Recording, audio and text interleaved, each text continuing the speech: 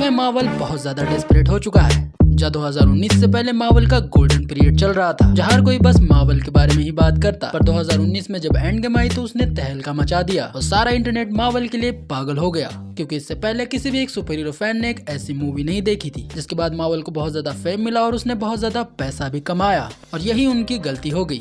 जब मार्वल ये सोचने लगा था कि अब पूरा यूनिवर्स ये दर्शकों तक याद रखेगा और एमसीयू की हर नई पिक्चर सुपर हिट ही होगी, जब उन्होंने 2019 में ही अपनी नई picture far from home release की, जो कि भाई क्रिटिकली तो लोगों को उतनी ज्यादा पसंद नहीं आई, पर क्योंकि इसमें स्पाइडरमैन था और ये मार्वल की पिक्चर थी तो लोगों ने इसे जाने दिया। इसके बाद मार्वल ने अपनी एक नई पिक्चर रिलीज की, जब उन्होंने इस बार ब्लैक विडो के ऊपर मूवी बनाई, और भाई ये मूवी इतनी ज्यादा घटिया थी कि फैंस और क्रिटिक्स दोनों ने इसे गालियां दी। जब भाई इसका वीएफएक्स ठीक नहीं था, इसकी स्टोरी घटिया थी, और भाई लिटरली टास्क मास्टर जैसे कैरेक्टर्स को इन्होंने चोमू चूतिया बना दिया था। तो मार्वल को इस मूवी के लिए बहुत गालियां पड़ी। उन्होंने इसके बाद 2-4 टीवी शोज निकाले और यहाँ से मार्वल का डाउनफॉल शुरू हुआ, जिसमें सबसे पहले थी वांडा विजन। जब भाई लोगों ने इसे मूवी वांडा की वजह से तो सहन कर लिया, पर भाई वो इसकी आगे वाली सीरीज नहीं सहन कर पाए, जो कि थी falcon and the winter soldier. ये सीरीज ठीक ठीक और बस ओके ओके ही थी। इसके बाद मार्वल ने काफी सारी चीजें ट्राई की, उन्होंने एक के बाद एक मूवी बनाई और वो एक के बाद एक फेल होती गई। उनका कोई भी प्लान नहीं चल रहा था और उनकी हर मूवी बहुत ही बुरी तरीके से पिट रही थी, और ऐसे में उन्होंने निकाली द मार्वल्स, जो कि मार्वल की अब तक की सबसे बुरी पिक्चर मानी जाती है। और इसके बाद भाई फैंस का मार्वल पे से तो विश्वास ही उठ गया,